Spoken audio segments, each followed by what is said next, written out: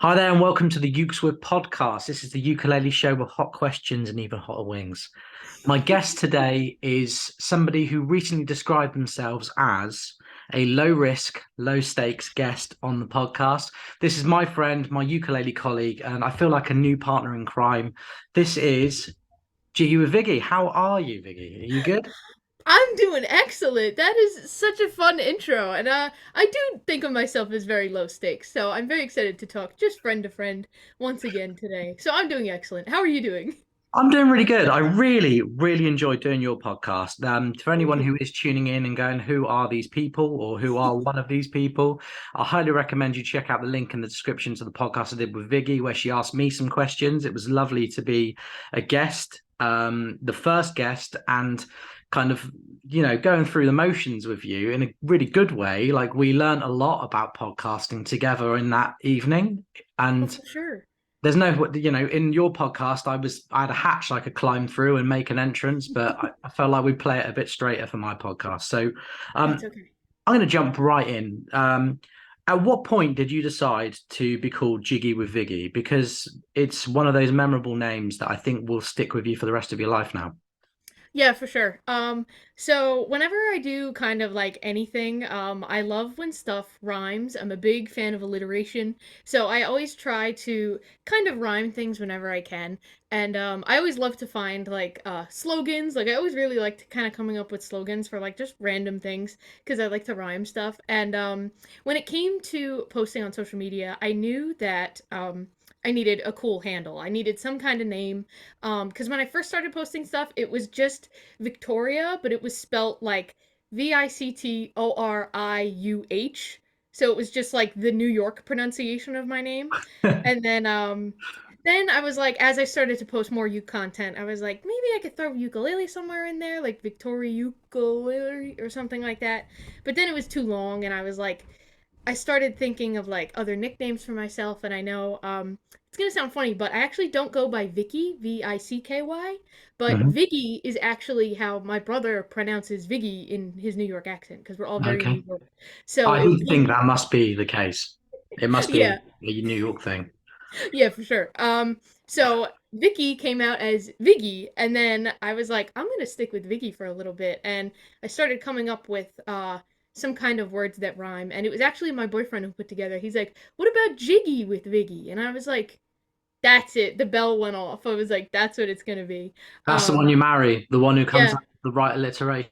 Now, what I did was I tried to deep dive and do the Instagram thing because you and I talked a lot about hot ones, and I was like, how can I interplay that into the podcast? So, what I've done is I've tried to figure out at what point you began to take this semi seriously. Now, Hmm. I don't do TikTok, right? I'm not a Okay. TikTok guy, but I had a look through. But I'm going to focus on Instagram because I can see a real correlation for you. Like in April, you joined Instagram, Hmm. and in June, you got your first flight ukulele. And then in July, it kind of all picked up for you. This is July 2021. Like all of a sudden, your videos, not everyone, but like they began gaining traction. You were using a flight uke. There's a clear match made in heaven there. Hmm. Um, at what point did you really feel like the flight was for you? And could you have anticipated that being picked up by flight in such a way would have made this a very, a semi-serious career for yourself? Yeah, so it is cool how kind of fast it took flight, we'll say, as I joined with them there in June.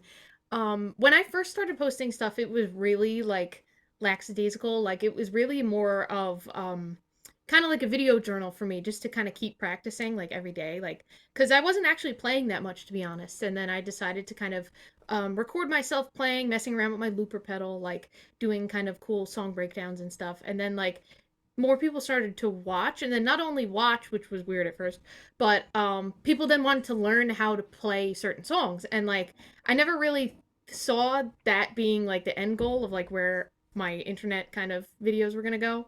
um but then I have like video editing experience. I was a little weird talking on camera at first, but then I was like, yeah, I'll get over it. So I started teaching some of the songs that I was playing, and then that was where it picked up more of the steam, was kind of the tutorial aspect of it, because Mhm. those are the ones that people are going to engage with more, just kind of by how things work on the internet. um So it was really when I started doing tutorials and I kind of got a little more comfortable in my skin online.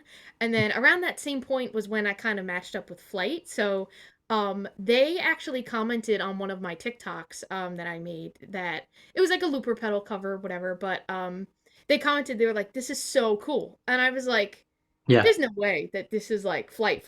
And then I clicked on it and it was, and I was like, oh my god, because I've heard of them over here in the U.S. And I was like, oh no way, this is Flight. So I went on their website and I saw that they had like an artist thing that you could sign up to be an artist. So I did that pretty much immediately because they were began to comment more frequently on like my videos on TikTok. So that's how that partnership kind of came. And then I signed on to be with them. And then from there, it was the instant family that came with it.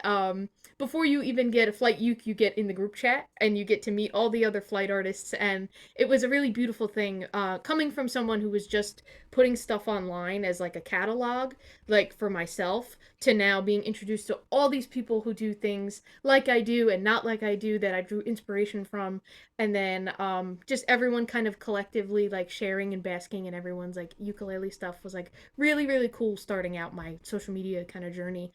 And from there, yeah, it was just kind of like the love from everybody else. And then every now and then Flight would share my things on their page and people saw what I was doing. So it kind of just snowballed real quick out the gate. And I'm kind of where I am now. I fell into teaching. I make tutorials pretty much at least once or twice a week. On TikTok, I post every single day. Instagram is usually every other day or mildly consistent, but yeah, so that's kind of how my relationship has been with both social media and then with Flight and posting kind of things. And it's also cool because for a lot of people, social media is this kind of like outlet, right? Like you look at like funny memes and stuff like that. But as I took it more seriously, it almost became kind of like a job. So I was more like, I'll post my stuff, I'll put all my things, I'll post it, I'll read some comments, and then I'll get off. Like I don't actually use it for much leisure time, Yeah. which is kind of cool too. I mean, that's good for my own mental health. I don't sit there and all day just like look at stuff like Doom scroll. Yeah. yeah, I'm good with doom scrolling now, thank God. So, but yeah, so it's kind of cool to see how not only I've almost developed, like you said, like a semi-professional career out of this, but it also kind of helps my general day-to-day like social media intake. So I'm very grateful for all of it. I think this is way cool. It did snowball as well. I mean, I looked at, it was like June, very little engagement. July, boom. And you mentioned that Looper video and then the tab video that you did, actually fantastic. You explaining tablature to people in under a minute. If Mhm. I know it's a plug, but if you are not familiar with Viggy and what she does, check out Jiggy with Viggy, TikTok, Instagram, because you learn a lot. I'm not ashamed to say that I've learned things from you passively because I'm not looking for it. That's what's fantastic about what Thank you you. do is you draw people in because um you're somebody who moves, your brain's moving at a very fast pace, so you can get that stuff out and you can get it there and condense it and pack it really tight. And I think that that's a fantastic skill to have, and I think that you do that as well as anyone, really. What I find great about your videos now is I've got to know you recently, but I looked at your videos from 2 years ago, and you look like you were about six. Um, Yeah. and The you're short still hair very did young. not You're a do me young well. lady. You're a young lady in the grand scheme of things. But like, Mm, I say that as an old man wearing a cardigan. But like, right. but But you no, I look know. like you've kind of grown into the role. Mhm. And you, along with Sammy, four-string boy, I think you both do. You're both the most prolific of the flight artists, actually, kind of keeping people engrossed and inspired in the ukulele world. Um, Thank you. and well done to you. And I guess my next question is, what uke are you playing right now? Because you've got quite a few flight ukes on the go, like a lot of the flight artists. Is there a uke that you really favor? That's a good question. I think right now I'll give you one of each size because I have all the different sizes, so I'll give you one of each. Right now you'll be happy to hear I'm loving my Flight Carabao Soprano, which now it's my turn to plug. Check out the Flight Carabao series, which is exclusive to the Southern Ukulele Store. Oh, Um, I the second those were announced, I was like, "How am I getting one to New York?" I remember I messaged you instantly. I was like, "The soprano, I better get one." So, yeah. really loving my soprano lately. For concerts, I'm really digging the Flight Gemstone series. Oh, Hmm. I have a friend here. Hello. Hello, sir. Okay. Oh, please say they're going to just sit in front of the camera. Yeah, Love it. he'll hang out here with me. This is Momo. Hello, Mumbo.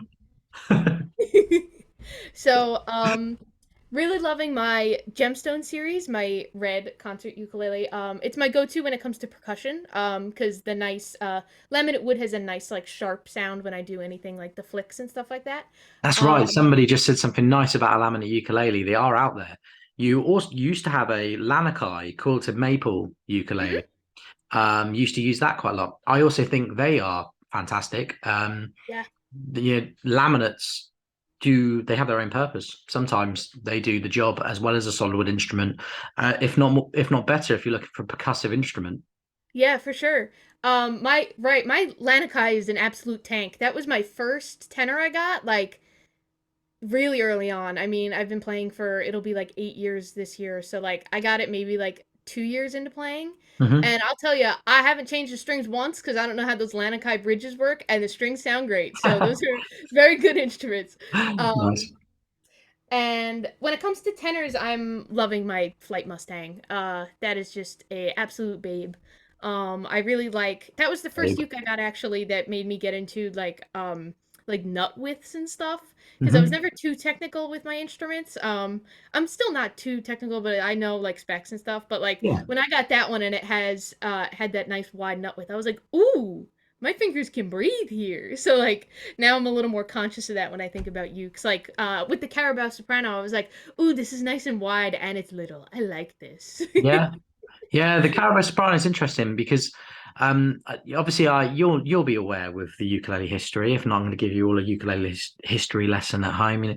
The soprano ukulele and kind of the mahogany soprano ukuleles in particular, that East Coast, Northeast US thing with Martin is really where a lot of the current soprano players are. So actually, you had one of the first 10 flight Carabo Sopranos, of which five of them went to the northeast of the US, which is Oh wow, crazy. that is so cool. These things are definitely geographically linked, whether they realize it or not. Hmm.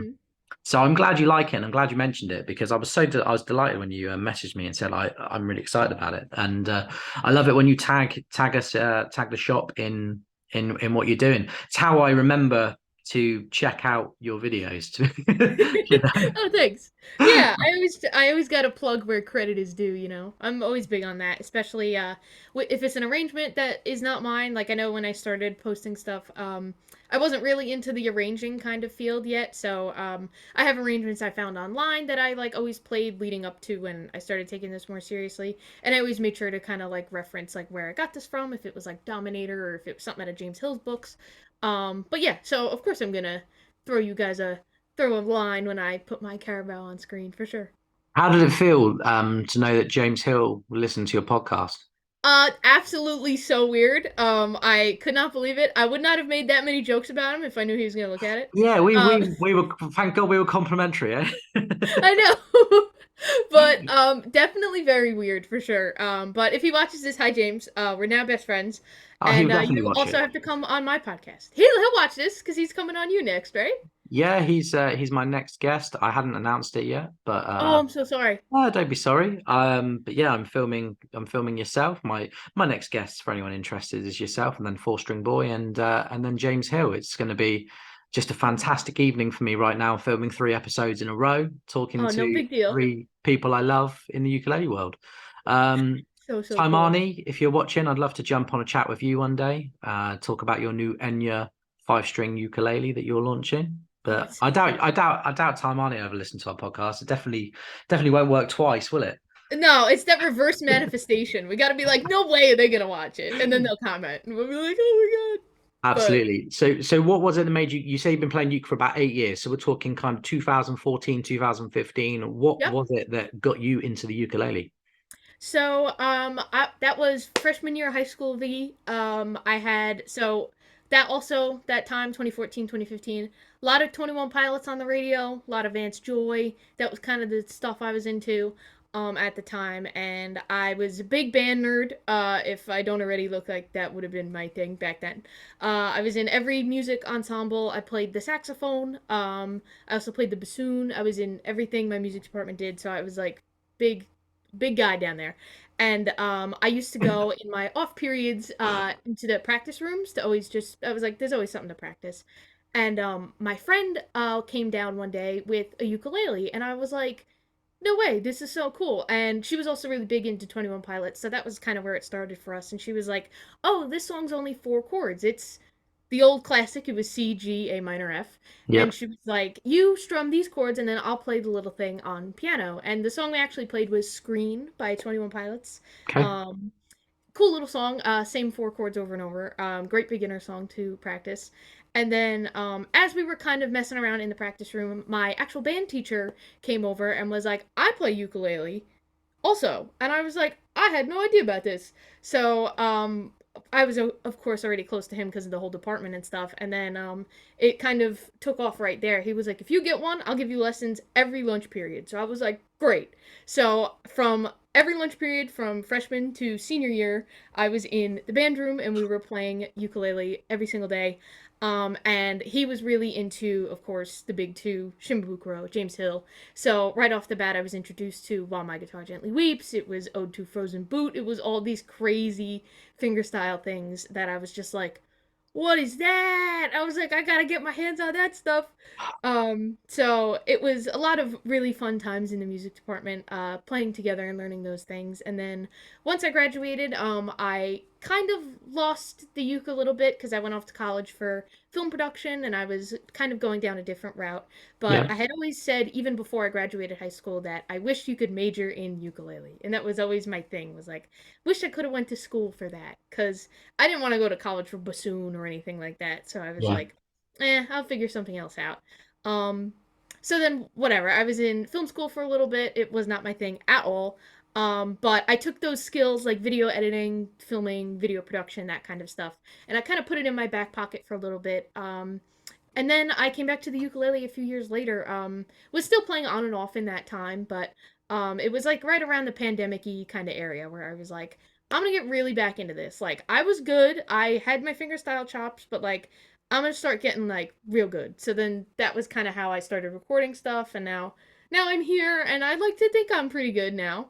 And yeah, I kind of over those years I developed my ear for it as well. So I always kind of had the ear, as I was learning and stuff like that. So um, now I'm very good at kind of like arranging stuff, which, like I said earlier, wasn't always my forte when I was learning initially. But now it's really cool to see how like your ear gets refined the longer you play.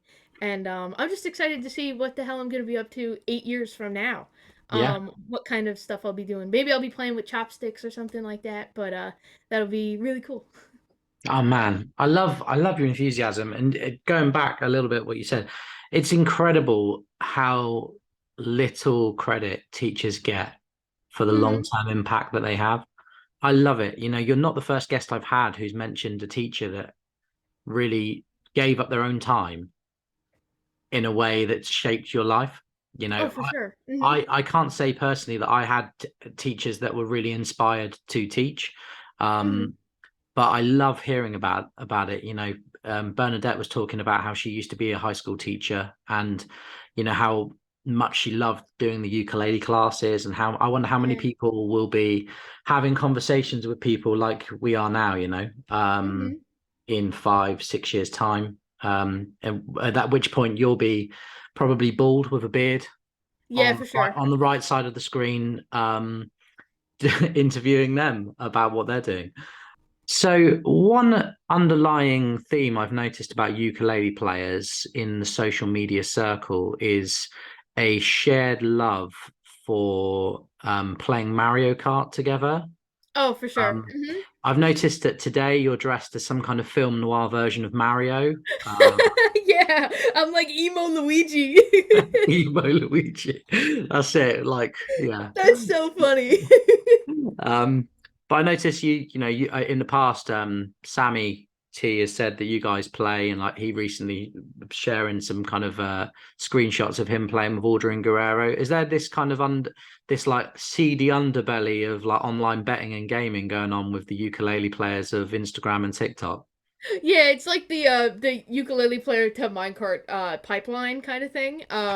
Usually you find people that play the ukulele and then actually, you know what? I'm gonna connect these two. You're not gonna expect me to connect them, but I'm gonna. So a popular thing with ukulele players, as I found in my early days of TikTok, is everybody loves to play video game songs.